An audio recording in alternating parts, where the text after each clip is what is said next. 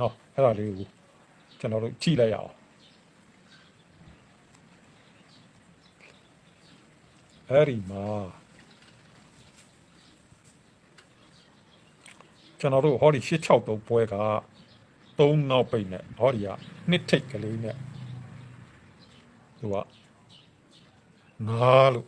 သူကဒီလိုမျိုးရှိုက်တယ်အဲ့ဒါလိုမျိုးရှိုက်တဲ့အတွက်နော်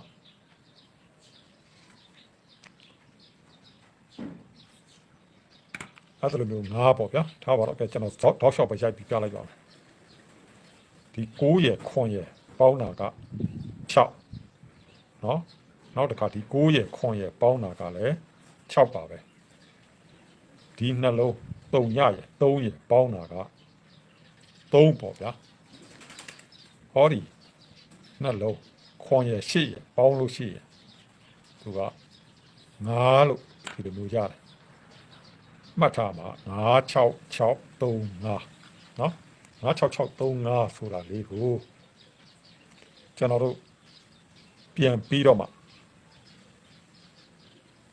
နော်ဟောဒီ3ရယ်2ရယ်5လေးကို6ရယ်9ရယ်ဒီလိုမျိုး3ညရယ်6939ည5ဆိုပြီးဖြည့်တယ်ဒုတိယဟောဒီ9ရယ်ခွန်ရယ်6ကလေးကို